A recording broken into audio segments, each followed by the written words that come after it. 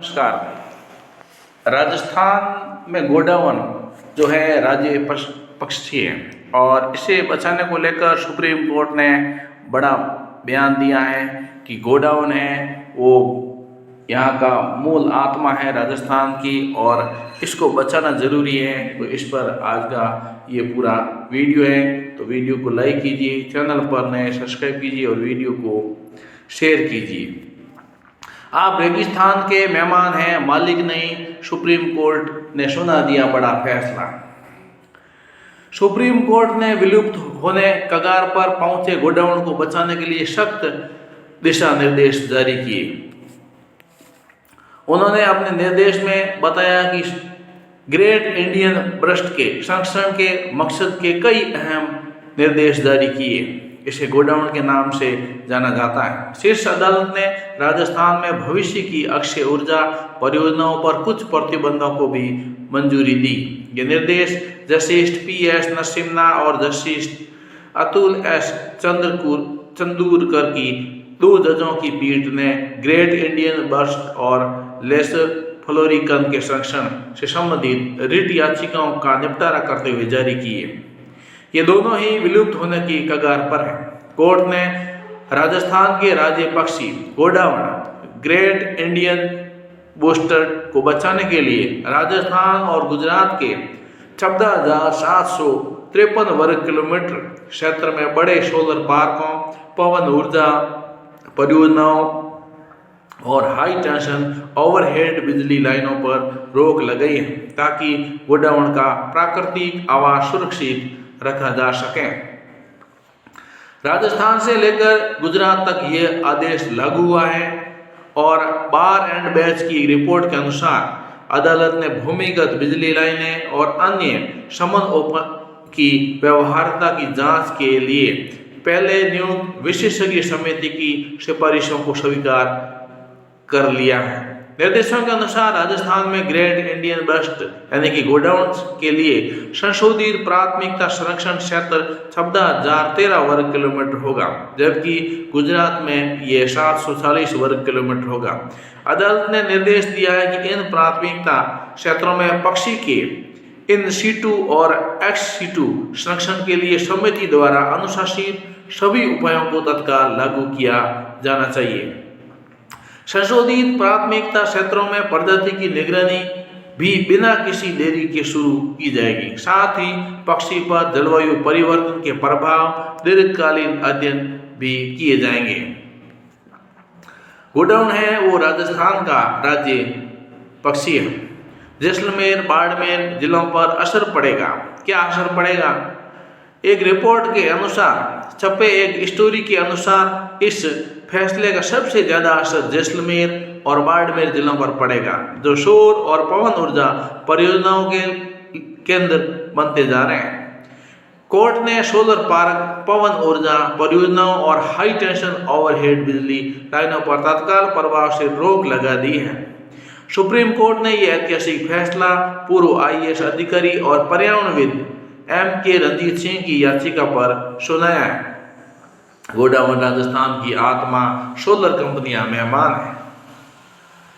दोनों ही जजों की बेंच ने कहा कि गोडावण राजस्थान की आत्मा है।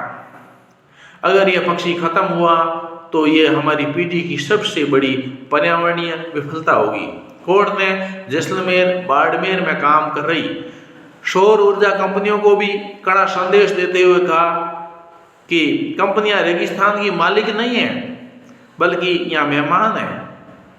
अदालत ने इन कंपनियों को अपनी CSR कारपोरेट सोशल रिस्पॉन्सिबिलिटी राशि गोडावण और पर्यावरण संरक्षण पर खर्च करने का भी निर्देश दिया है। विलुप्त होने की कगार पर हैं गोडावण। पीठ ने विश्नोई समुदाय और गोडावण मैन नाम से जाने जाने वाले दिवंगत राधेश्याम बिश्नोई को श्रद्धांजलि भी अर्पित की। राजस्थान में गोडावण की स्थिति बेहद चिंताजनक हो चुकी है। विशेषज्ञों के अनुसार राज्य में अब सिर्फ 150 से 175 गोडावण ही शेष बचे हैं। इनमें से अधिकांश पक्षी जैसलमेर के डेजर्ट नेशनल पार्क और उसे सटे इलाकों में पाए जाते हैं। अंतर्राष्ट्रीय प्रकृति संरक्षण संघ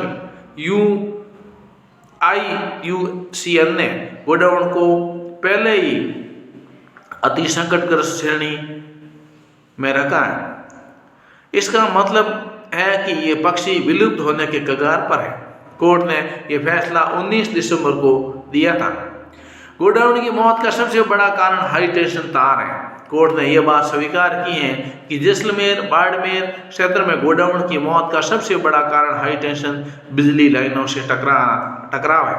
गोडाउन जैसे बड़े पक्षी खुले रेगिस्तान इलाकों में उड़ते समय इन तारों को देख नहीं पाते और उनसे टकराकर उनकी मौत हो जाती है। इसी गंभीर खतरे को देखते हुए सुप्रीम कोर्ट ने 33 kV, 66 kV और कई जगहों पर 400 kV तक की मौजूदा बिजली लाइनों को भूमिगत करने या दूसरी जगह शिफ्ट करने का आदेश दिया है। अदालत ने लगभग 250 किलोमीटर लंबी बिजली लाइनों को अगले 2 वर्षों में भूमिगत करने के निर्देश दिए हैं। कोर्ट ने यह भी साफ किया कि अब गोडाउन क्षेत्र में बिजली लाइनें बेतरतीब तरीके से नहीं बिछेगी। संवेदनशील इलाकों में केवल निर्धारित पावर कॉरिडोर से ही ट्रांसमिशन लाइनें गुजरेगी ताकि पक्षियों को प्राथमिक आवागमन में कोई बाधा न आए, क्योंकि पक्षी उन तारों को टच करते हैं और पक्षी खत्म हो जाते हैं। इस प्रकार से पक्षी को बचाना और राज्य पक्षी गोडाउन को बचाना अति आवश्यक है। तो कोर्ट ने, क्योंकि कुछ भी ऐसा काम होता है सरकार या नेता वो लोग नहीं कर पाते, तो कोर्ट उसको सलाह देता है कि क्या करना चाहिए और क्या नहीं करना चाहिए। तो इसीलिए कोर्ट ने सलाह दी है कि गोडाउन को बचाना है। जो सोलर की कंपनियां हैं, पवन ऊर्जा की कंपनियां हैं और दूसरे वहाँ से बिजली बंद करके जब जाती हैं लाइनों में, तो वहाँ गोडाउन उठते हैं और वो मर जाते हैं। उनकी संख्या वैसे भी कम है और राज्य पक्षी हैं। आप सोलर कंपनियां हैं, पवन ऊर्जा, ये सब मेहमान हैं। आज से 20 साल चलेंगे और बाद में दूसरी आ जाएगी, इस प्रकार से चलता रहेगा। लेकिन जो गोडाउन है वो राजस्थान की आत्मा है। तो ये कोर्ट ने कहा, क्या ये सही बात है? क्या गोडाउन को बचाना है तो इस पर और इस सोलर कंपनियों पर, पवन ऊर्जा पर किस तरह से सुरक्षा गोडाउन की हो सके, ऐसा काम होना चाहिए। वीडियो को लाइक कीजिए, चैनल पर नए सब्सक्राइब कीजिए, वीडियो को शेयर कीजिए। जय हिंद।